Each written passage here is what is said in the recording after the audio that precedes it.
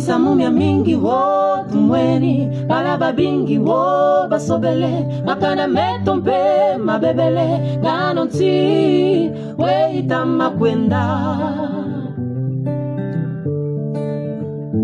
Misamumia mingi wo tumweni, balaba bingi wo basobele, makana metompe mabebele, ganonti weita makwenda.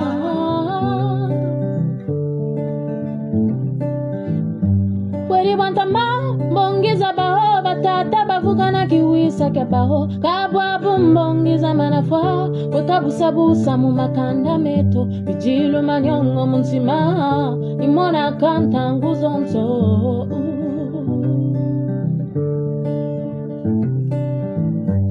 gangu dwenga nibyo bya bisaka kimuntu ke kibote bitubeba kaka mbongi Babu mbangilu wandelezo Peto bantwenya botu tamena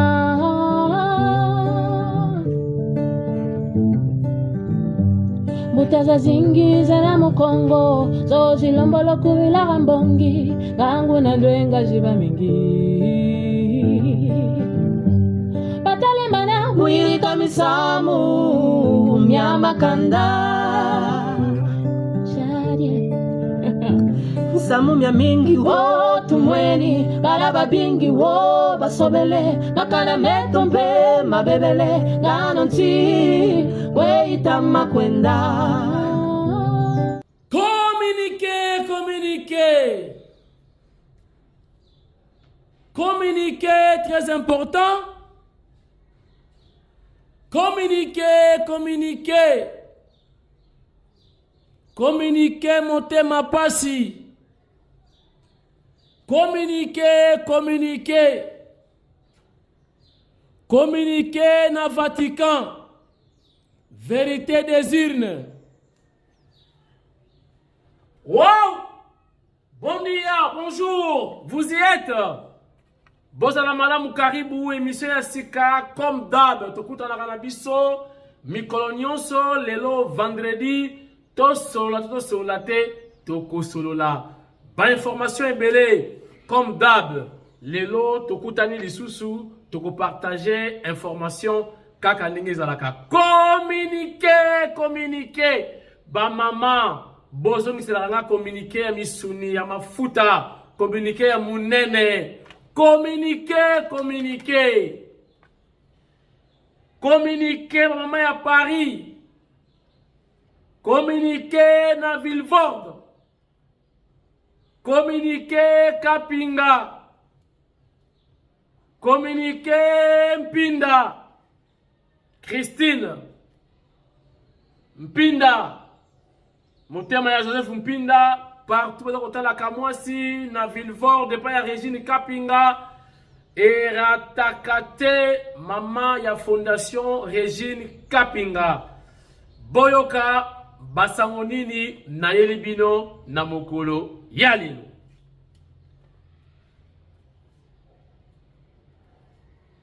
Papa wa Roma. Papa François atekili Papa Francis. Papa François atikeli Papa Francis. Nalobi nini? Papa François atikeli ebonga na Papa Francis. Mais aleki na ba élection. Élection et salami.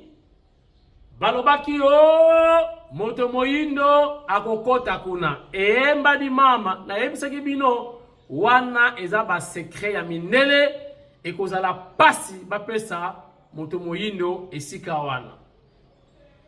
Et puis moto moyindo ngo nani na bokungu ikela. Mama. Je vous dis balobi o non élection salami malamu te. Bazo senga vérité des urnes. Oh papa triché. Ndenge nini Papa François akei o a remplacé pe mondele Papa Francis. Vérité des urnes. Cinco. Vérité des urnes. Kuna frère Martin lobi non frère Martin lobi te. ngai na kobenga ye kaka Pape Eli. Nani? Abo. Tatu Gambani. Chers internautes, Boyo Kalilo Liloba, Masolo Web Sabino, IDPS et continue à Vatican. IDPS et continue à Vatican. Nzoka papa alia déjà foufou ya maman Marthe Kassalu. Léon 14 ayaka déjà awa na Kinshasa. Léon 14 abetaka tour na Limete. Léon 14 akedaka kotala Sphinx. Léon 14 akutanaka na maman Marthe Kassalu. Léon 14 alia fufu na matamba ya maman Marthe Kassalu. Machesili. Léon 14 ayebi buku la Bwanseka. Léon 14 abeta mwachi champa. Po ba catholique babelaka na bango, babata na bango ti. Donc mwachi champa emela maka. Kuna bamoni ke sili oya koti kuna alia est déjà foufou ya maman biso to sambwe. Bato senga vérité désir ne ekoti na Vatican po muto a IDPS akomi na Vatican. Chers internautes, botala quelques photos. Il y a Léon 14. Tango abetaka tour na Kinshasa précisément na Limete na mokili oyo azarezate. Regardez. Enfin, fumée blanche ebimi na Vatican. Sango ya mondele abimi kaka. Ye oyo ayaka pe na Congo nzokande ayaka na Limete. Ye oyo balobi alia fufu ya mama Marthe Kassalu. Moto na biso bandeko musu balobi bomon IDPS akomi na Vatican. Bandeko frère Martin lobi akondima bakambo te akomosenga vérité désirne. Tina Vatican yo Papa Francis Prévost bazobenga ye Léon 14. Nana kanisi Louis 14 habité Léon 14. Yo Papa wa Roma, Papa wa biso. Ye komona ye Francis a remplacé François. Balobi moto ya IDPS akomati na Limete alia bugula Bwanseka ya mama Marthe Kassalu. Bomon IDPS na pouvoir. IDPS na pouvoir tina Vatican. Bolo bali susu. Na yebisaki bino papa ya moto moindo ipashi. Papa nde muzungu mundele. Politique ya IDPS lelo na États-Unis d'Amérique masolo américain lisusu yewana na Vatican. Indi na yebisaki bino masolo ya Yaniko ezalaki malamu te. Bamusu bayebisinga non, c'est la politique. Mon cher, bon moniteur Yaniko ezalaki à l'aise. Aosala émission à l'aise. Na ba chaîne ya opposition. Ngana fanga me politique on so ekomi boye politique baby. Comment Yaniko bati na ye to ba yebisa ye ke d'accord kende koleka na chaîne ya opposition. Alo bela makamu ya jouissance, alo bela makamu ya partage ya bambongo. Donc navandi na kalisi ngabi non tokotala kaka. Tongo etani Yaniko umukwata. Umukwata wapi wana mujimai. Bandeko na ngai bon bakwati ye ndenge nini. Yaniko umukwata ba frete avion. Ba prisonnier ba kokani te bandeko na ngai. Tokokani te na mboko oyo, tokokani te. Moto na ngai, mama, papa, bandeko boyoka.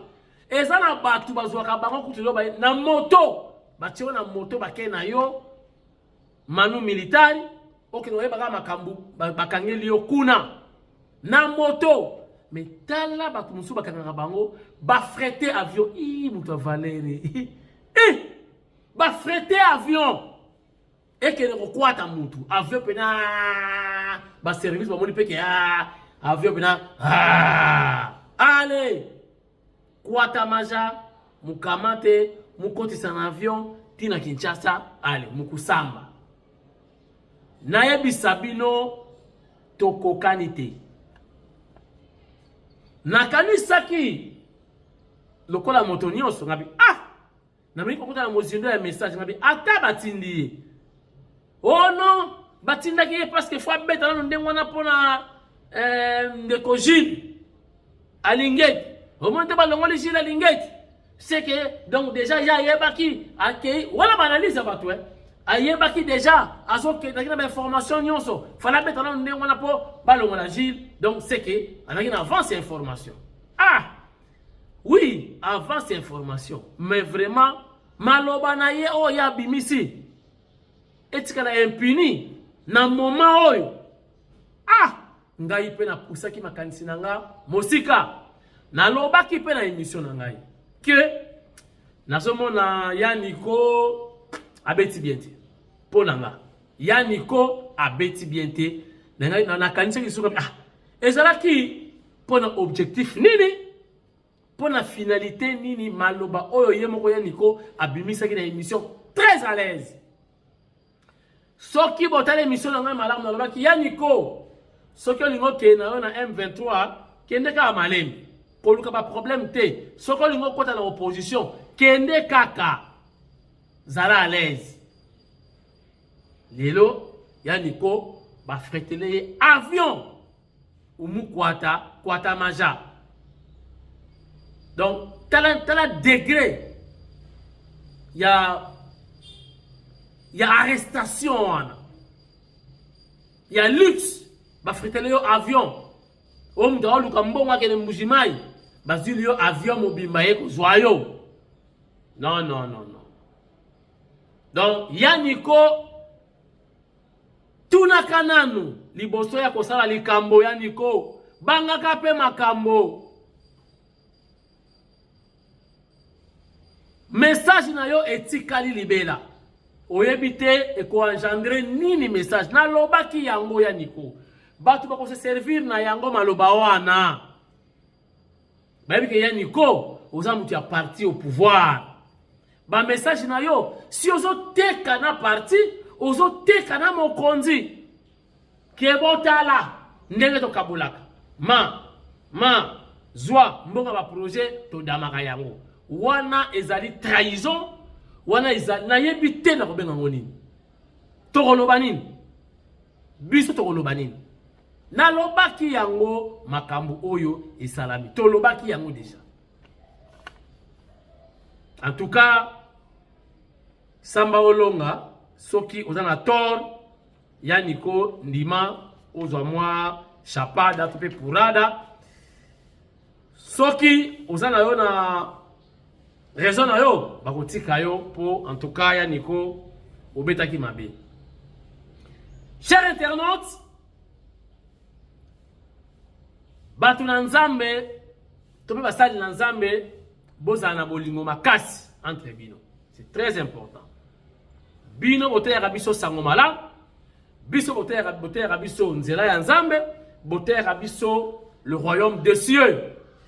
Alors nalingina sabino botika apôtre Jacques Kambala makambo yango ya koloba nazoloba bo comprendre oyo bakozwa occasion kotala émission oyo bo comprendre bo panza sango bo yebisa bango bo partager botika Jacques Kambala libre biso batuto denosaka masolo ya bambongo moko boye esalaka soki ndenge nini Gilles pe ayaka te bon elekaka kanengwa lelo bolobake apôtre Jacques Kambala a détourné mbongo nyonso wana bolingi bo ternir image ya mokonzi mboka parce que bo souligner kezali petit frère de mokonzi mboka mais na koyebisa bino Jacques Kambala apôtre azalaka na Kinshasa te. Asalaka quelque part atiki musala na ye aye komema mwa Pierre na ye na République. Apôtre Jacques ayaki na Pierre na ye pour participer na développement ya mboka. Alors aza mutu anzala te, aza mutu apasi te. Botika asala musala na ye na ndenge ya malonga. Toyebi so ba attaque bandi boye, c'est que boyoki sango. Boyoki sango. Botika apôtre calme. Aza mutu ya banzala nzala te, mutu kolela te, alobaka pete, asala ka musala na ye. Mais bon. Toyebi ke bataki ezanga rate, na mutu sala musala malamu, mais botika apôtre Jacques Kambala tranquille. Na esprit ya bien, botika Jacques Kambala tranquille. Azo sala musala na ye calmement. Azana rancune na motote. Botika babiloba loba, botika babikoma koma. Ba commanditaire toyebi bango. Soko landeli balaka basali na nzambe. Bitumba partout. Tokosuka wapi na mboka oyo. Botika mboka et se développer. Chers internautes, l'éminenta Constant Mutamba a beti lisusu alobi bakanga baibanso baza kosala makelele, donc nuisance sonore, babar, ba terrasse, na ba boîte de nuit en plein air. Ba boîte de nuit enfermée, batu bakota ka lisusu te, batu bakoma olinga ba boîte de nuit en plein air. Kende na Kimbuta oyoka makelele. Na place babar mi bale misatu bayoka na bon to so maka ba bafle to chewana ebeta na 3 bar na mbala moko no koto yo bache miliabe na ke Nairobi pona sane sanare na ke bache kuna mabele elisi e bale bonge bache kuna Fally Ipupa 3 bars bazo beta musique différente. Donc Bouede Barulu, donc makelele makasi. Okoyoka nzemboni. Nairobi, mabele elisi, Fally Ipupa, nyonso zo beta na mbala moko. Constant Mutamba lobi désormais nuisance sonore bokangi ba bafle bokangi na responsable.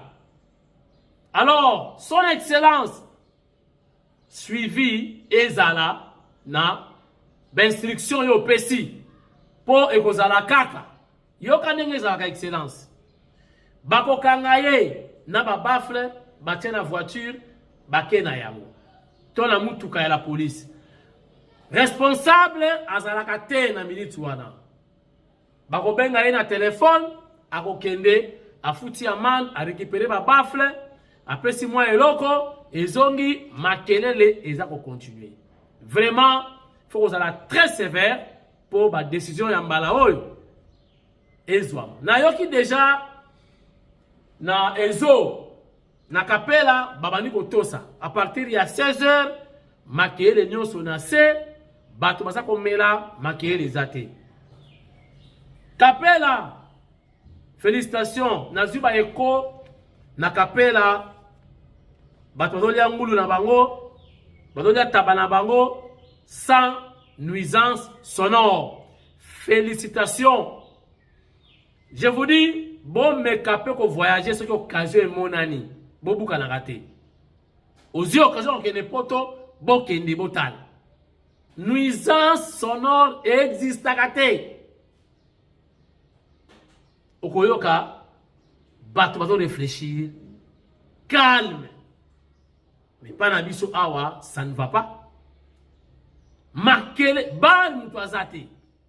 Même ba église, okomona ba kiti ya pamba,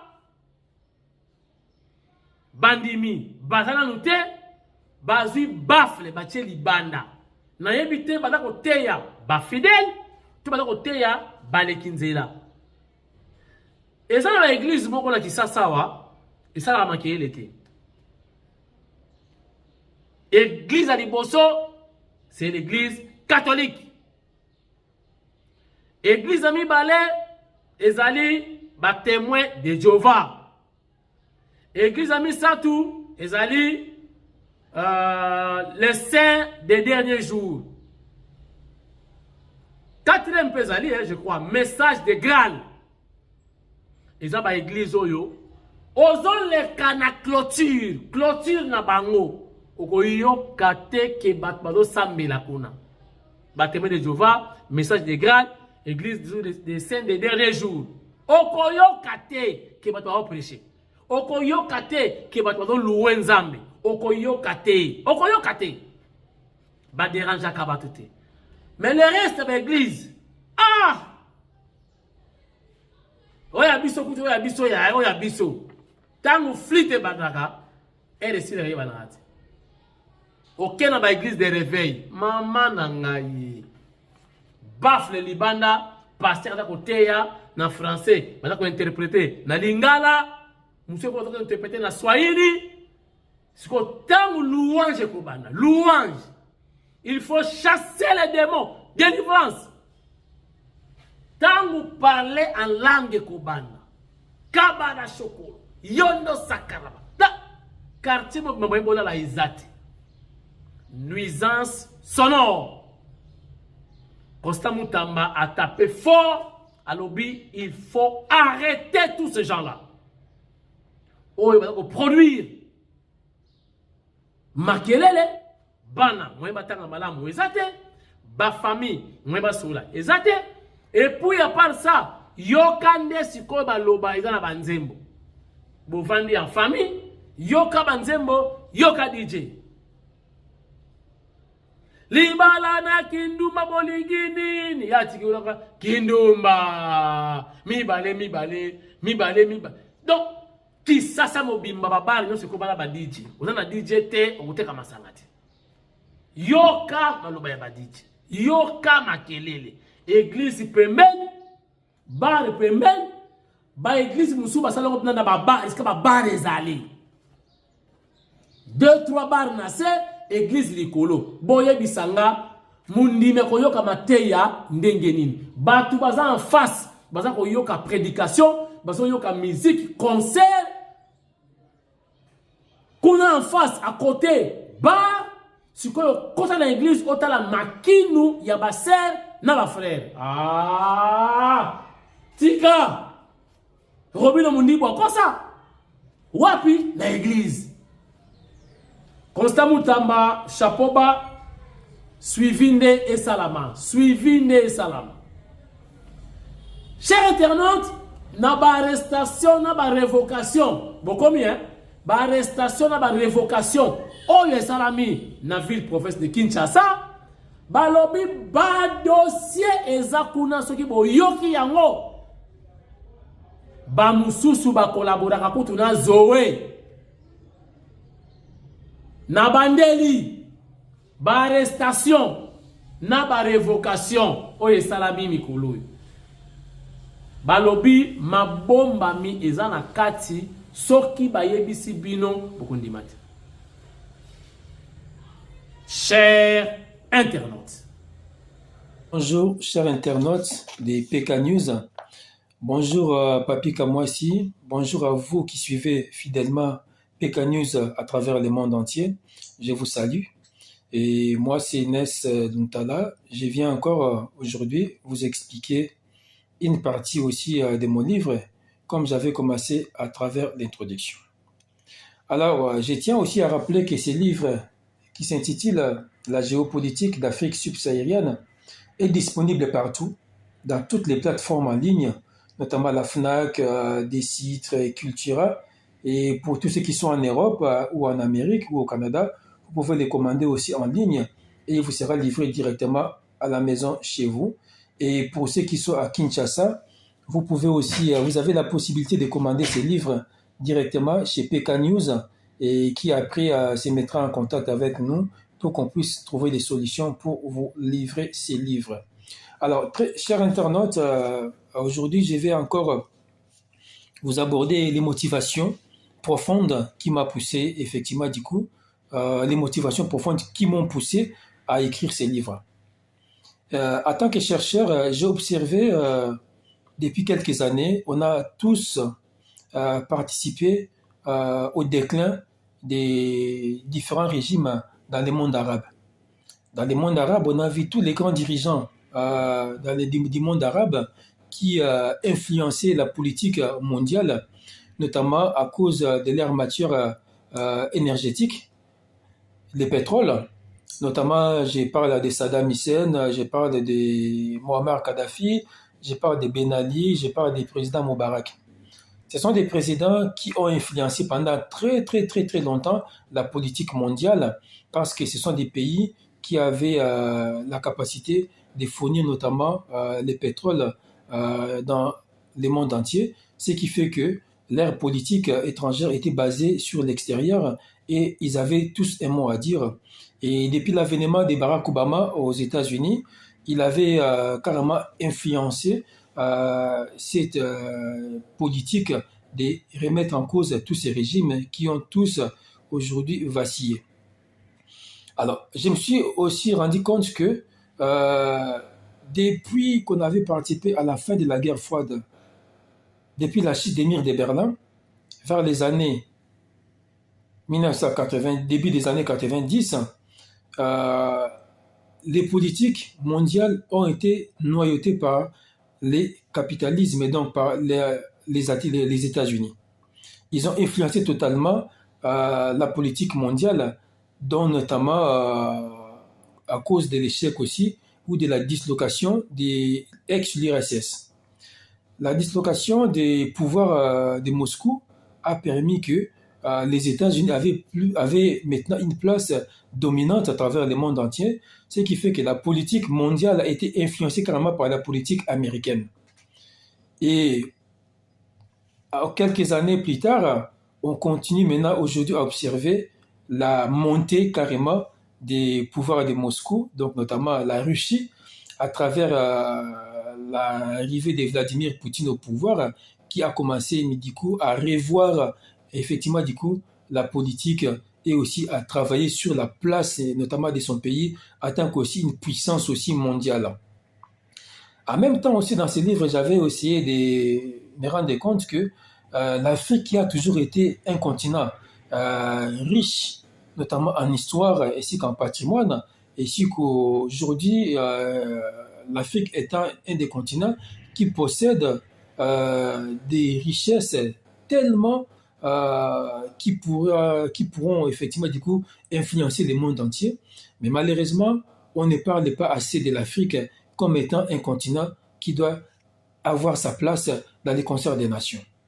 C'est pour cette raison que dans mon livre, j'avais abordé aussi les questions, notamment la place des royaumes Congo à l'époque, qui était un des acteurs majeurs de la politique mondiale à l'époque, envoyant déjà ces diplomates vers le 15e siècle déjà dans les pays tels que le Portugal, les Pays-Bas et Rome, ainsi qu'au Vatican. Donc les royaumes Congo à l'époque qui était un des pays qui était très respecté, mais je me suis rendu compte que toute cette participation de notre histoire a été un peu négligée.